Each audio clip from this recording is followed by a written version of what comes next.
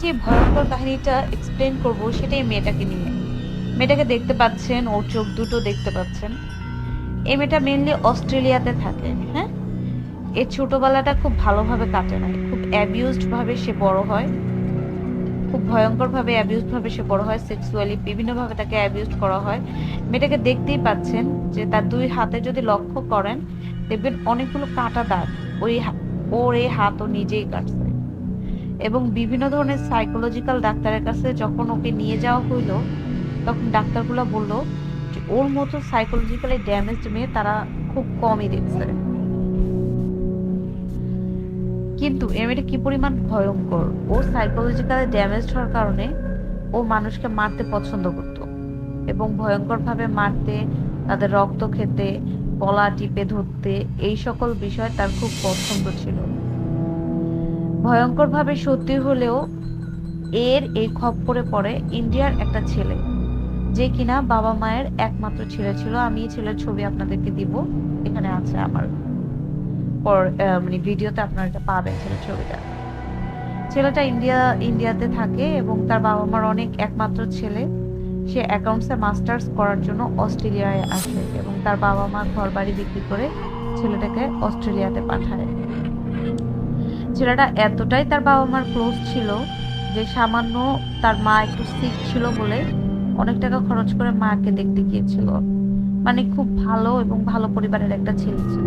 কিন্তু ভাগ্যের নির্মম পরিহাসে বলে না যে মানুষ তো কোনো না কোনো সময় কোনো একটা ভুল করে ফেলে। এই ছেলেটাও একটা ভুল করে ফেলছিল। সেটা হচ্ছে একটা ডেটিং সাইট, নাম হচ্ছে plenty of fish. Plenty of fish dating সাইটের মাধ্যমে সে এই মেয়েটাকে ডেট করতে যায়। কিন্তু প্লেন্টি অফ ফিশে মেয়েটার বায়োতে লেখা ছিল ও খুব হর্নি টাইপের একটা মেয়ে। ও যে কোনো কিছু করতে পারে, ওর মধ্যে আউট অফ কন্ট্রোল, মানে ওর মধ্যে কোনো কন্ট্রোল থাকে না। এবং ও বলছে এই যে এটা হচ্ছে প্লেন্টি অফ ফিশ এই ডেটিং সাইটটা।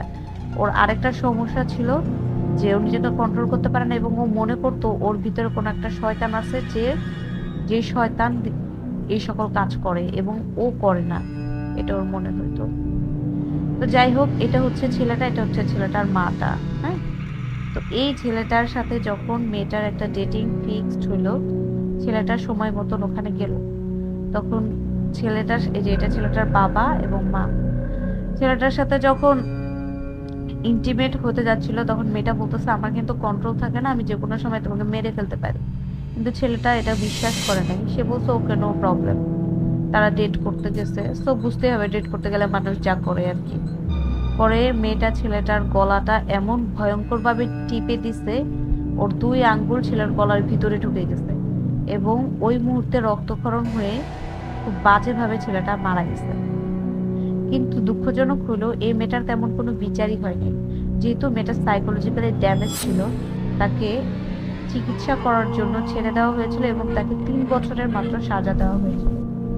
এই গল্পটা থেকে আমরা একটা জিনিস শিক্ষা পাই, সেটা হচ্ছে আপনি যতই ভালো হন না কেন, হ্যাঁ, আপনার একটা ভুল আপনার সারা জীবনের কান্না। ছেলেটা যদি ডেটিং অ্যাপের মাধ্যমে মেয়েটার কাছে না যাইতো, হয়তো বা ছেলেটার আজকে এই করুণ পরিস্থিতি হইতো, বাবা মা এই ছেলেটাকে হারাইতো। সেটাই আমরা বলি যে মানুষকে অলওয়েজ অনেস্ট থাকতে হবে। ক্যারেক্টার জিনিসটা অনেক ইম্পর্টেন্ট, এটা বুঝতে হবে।